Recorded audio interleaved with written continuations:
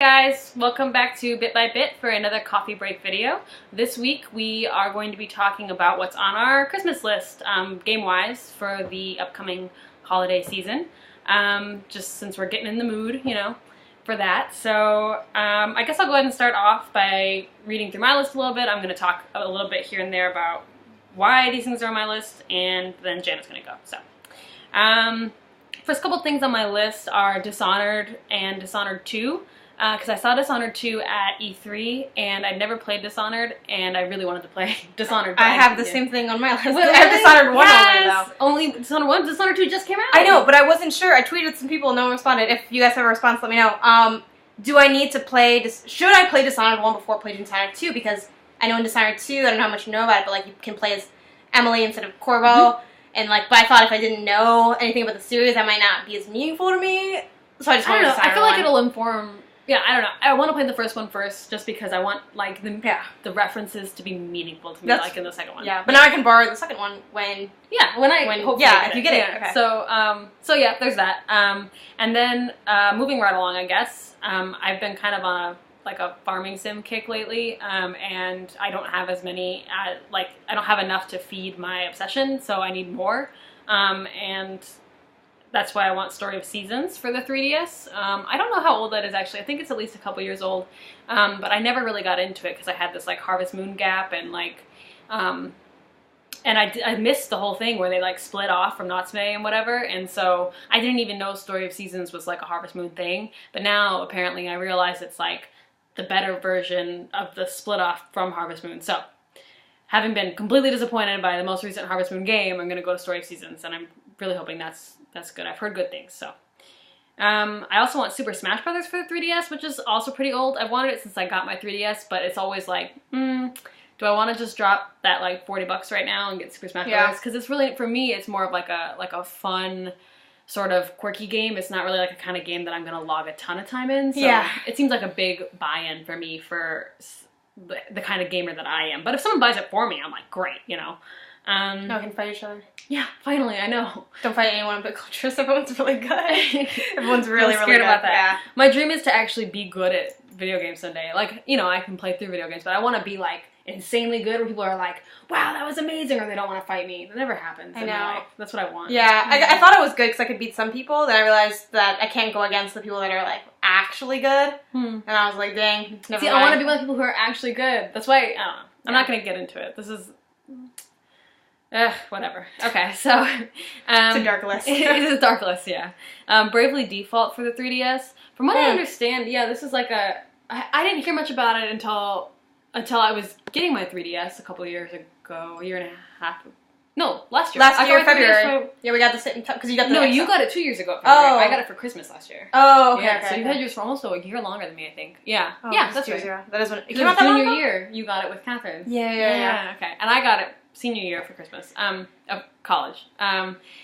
Yeah, but Bravely Default seems really interesting. I haven't looked too much into it. I just really like the art style of it. I've heard really good reviews, so I just want to jump into it.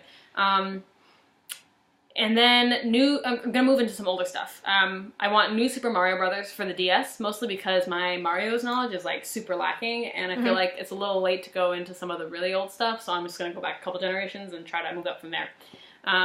Because I've never really been a Mario person, actually. I mean, I like Mario Kart and Mario Party and stuff like that, but I've never played a lot of the classic games. Fire Emblem Shadow Dragon for the DS. Mostly because I've heard really good reviews of this one, and Fire Emblem's supposed to be a great series. It's another one that I just missed, when I was younger, so again, trying to fill in those gamer gaps. Yeah. It's an RPG, right? Yeah. Okay.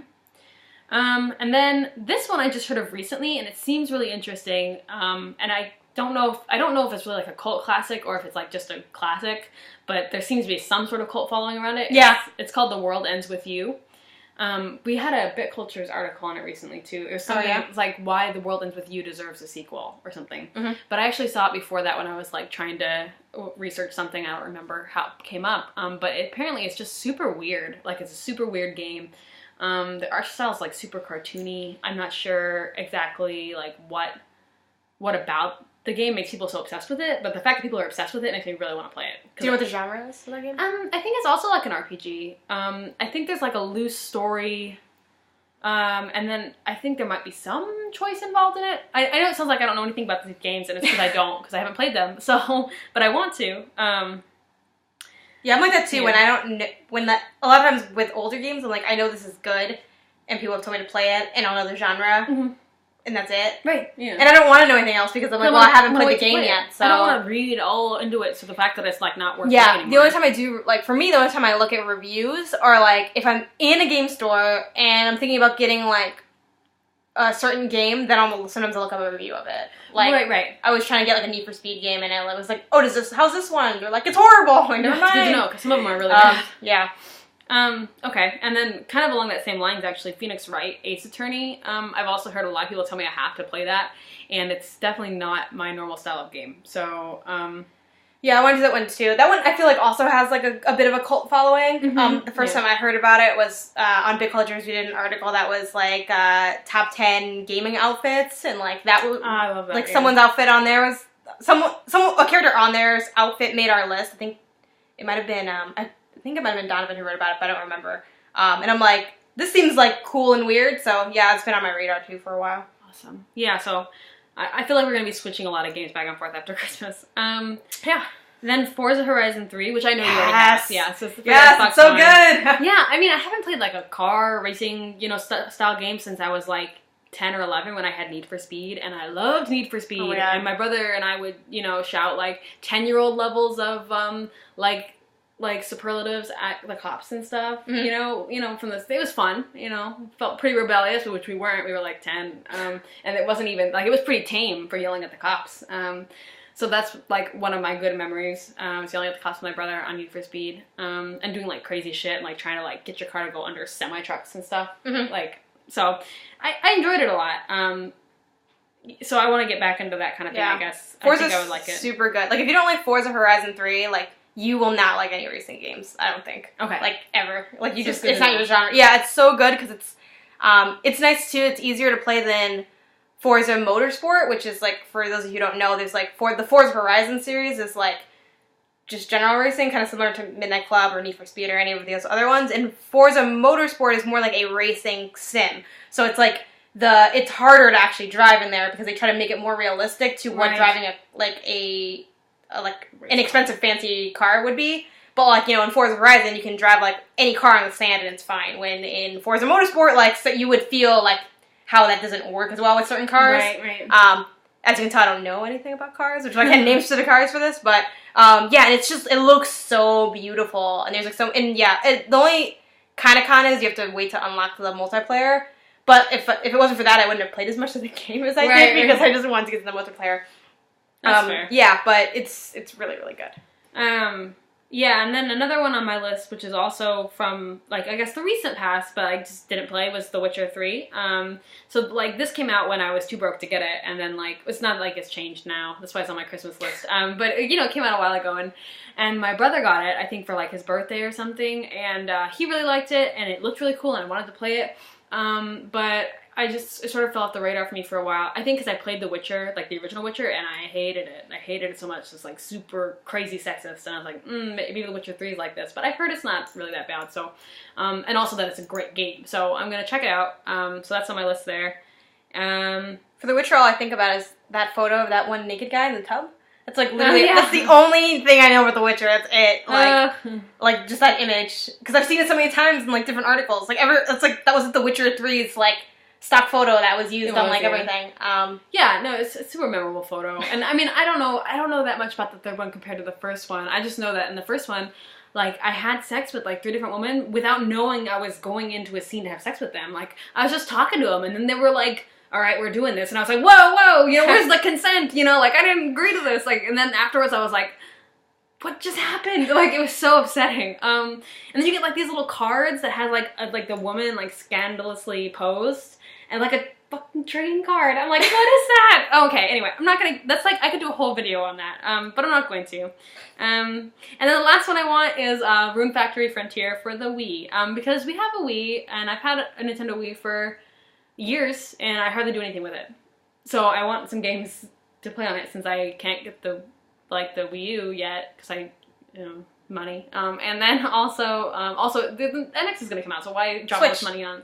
Yeah. Right, it's the Switch now. I have it in my head as the NX still. Anyway, that's my list. I'm sort of rambling because that's what I do. But Jenny, do you want to go and read through yours? Sure. So the first thing on my list that I don't think I'm gonna get because no one wants to order it for me because you have to order online is just a plush Rowlet. The one they had, specifically the one they had at GameStop. They were really soft. But they sold out of that like pretty quick at most, like just going in the store. That makes sense. Because I think it was the most popular starter. At least according to the stock of the plushies, somehow. Because I still see like Litten and Poplio in there sometimes, but I never see Rowlet. Rowlet was there like week 1, and then he just never came back. It should be like a faux article about what starter's most popular. Yeah, it's a thing. Then I start off with a couple things that aren't games. I have The Secret Love of Geek Girls. It's just a book that was like recommended on Gamer Girl subreddit. And I know Kelly Studiconics involved to some degree. Like she either partially wrote it or partially drew it. So she did something with it. Her name's on the book. I'm like, okay, good enough. I finally want to get Life is Strange, so I played the first episode of Life is Strange because it was free on Xbox Live, and other Jessica on Big Cultures was like always pushing for it, and so was this Jess here was pushing for me to play it, like check it out. I think it was actually my first ever story-driven game that I played, I'm pretty sure. Minus, I guess, Gone Home. Gone Home was the first story-driven game I played, and then, so everyone was like, if you like that, you're gonna like Life is Strange. So I downloaded it, I played it, and I was thinking of just continuously downloading it, because I would technically save a couple bucks, but I didn't want to take up all the memory without the disc. And then I would have gotten in real life, but every time I went into my local GameStop, they only had, like, the collector's edition. And so I'm like, oh, it's like a couple bucks extra. So I just decided to wait. So that's on my list. The Uncharted Collection for PS4 is on my list. Oh yeah, I'd love to play that because I have PS4. I've never played Uncharted. I had a PS3. I just never played Uncharted ever. I don't know why. I just missed it. I didn't even really know it was a thing for like the longest. I didn't hear about it until Uncharted 4. Yeah, I just didn't hear anything about it. Yeah, so that seems like it'll be cool because Naughty Dog makes that game. Everyone says it's good. Uncharted 4 is on the PS4, so I can get some use out of my PS4. And Nathan Drake looks beautiful, so I think it's just win-win-win.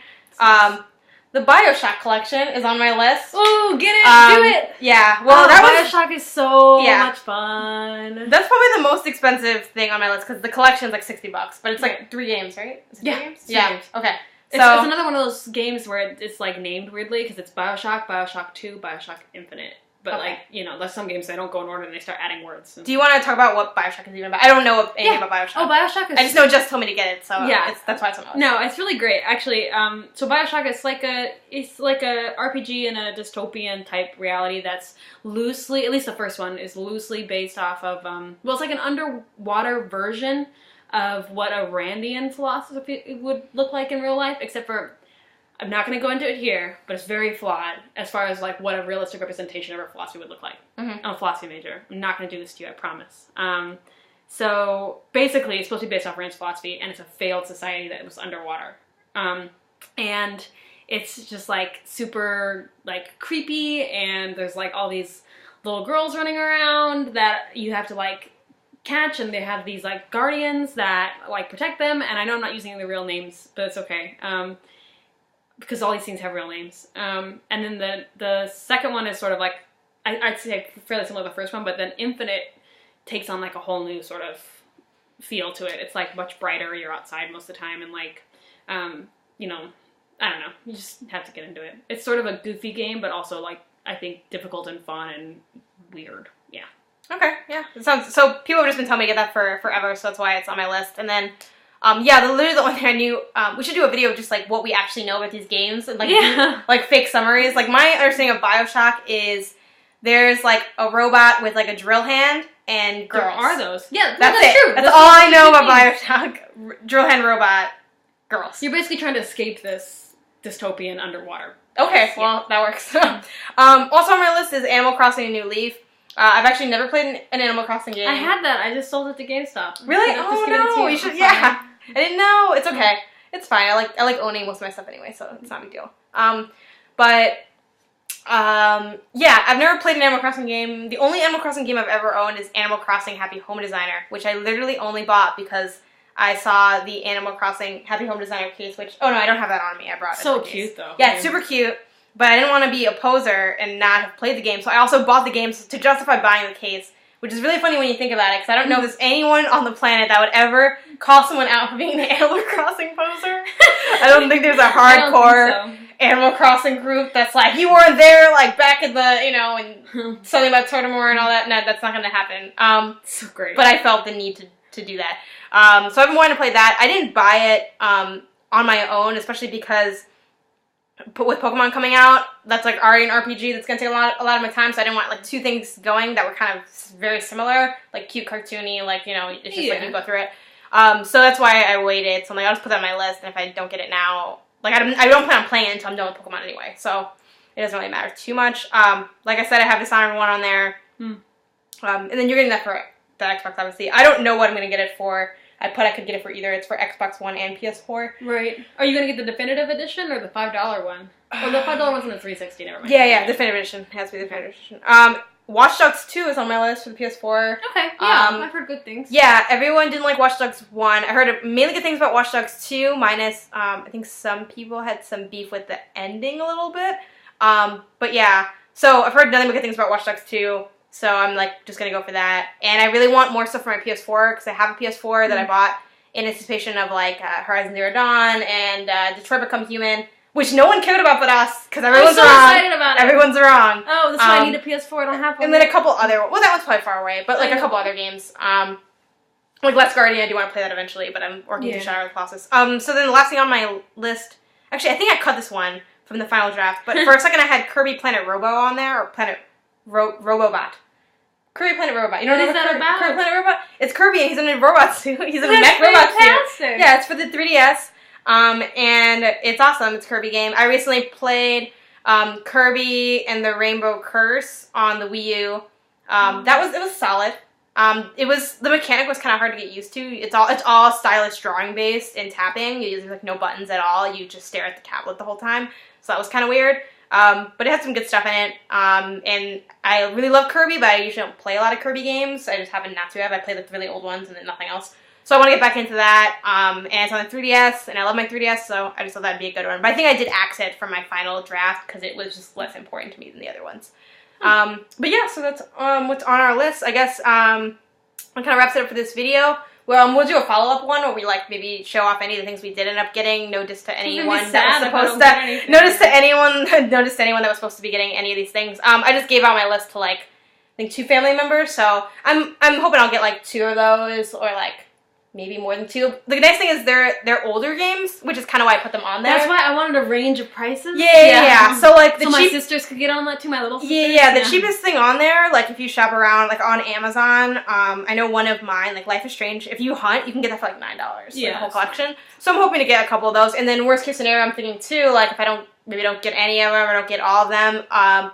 Usually I get a little bit of money for Christmas, so maybe like I can use some of that money towards like a game. Since most of the games are only like $20. And then also I secretly don't want too many of them because then I'm just gonna have a huge backlog of stuff. But I'm excited about it. Yeah. So we'll see what we end up getting and how we kick off the new year in terms of gaming. So let us know what is on your guys' Christmas list. Wait, I had a question. Oh, let me know if I should play Dishonored 1 before Dishonored 2. Mm-hmm. I'm going to regardless, but I'm just curious what your opinions are on it. So yeah, like I said, let us know what's on your guys' list, what you're looking forward to for the holiday season. Be sure to give this video a thumbs up and subscribe to our channel. We'll see you next week. All right, thanks guys.